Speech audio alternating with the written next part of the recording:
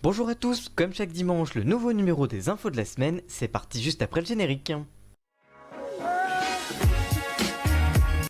Il y a quelques semaines, la chanteuse Ophélie Winter était montrée dans la rue et ruinée. Nous apprenions ainsi que la star dormait dans sa voiture ou dans un hôtel à Paris près des Champs-Élysées, après avoir fui Dubaï. Mais cette résidence temporelle s'est conclue puisque la direction de l'hôtel a décidé de virer Ophélie Winter suite à des excès de colère et un saccage de sa chambre d'hôtel, une information qui avait été réfutée par Bernard Montiel dans TPMP, mais plusieurs magazines ont maintenu leurs propos.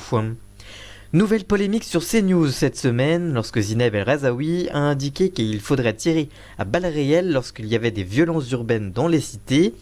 Des propos qui ont choqué sur le plateau, sur les réseaux sociaux, mais aussi certains rappeurs tels que Booba, qui a été assez virulent cette semaine. La journaliste a alors décidé, via son avocat, de porter plainte. Une plainte qui a fait beaucoup rire le rappeur, qui s'est alors moqué à nouveau de la plaignante. Hier soir, TF1 diffusait, comme chaque année, la cérémonie des Energy Music Awards, qui a attiré une moyenne de 4,7 millions de téléspectateurs, une légère progression de 22 000 fidèles sur une année.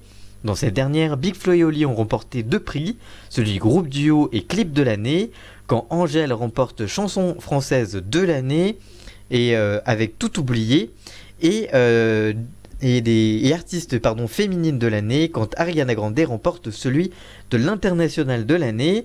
De son côté, Matt Pokora garde son record avec un nouveau Enema de l'artiste masculin francophone de l'année.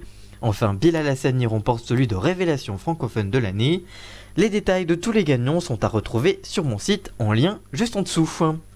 Merci d'avoir suivi cette émission, n'hésitez pas à la partager et nous se retrouve la semaine prochaine. À très bientôt, ciao.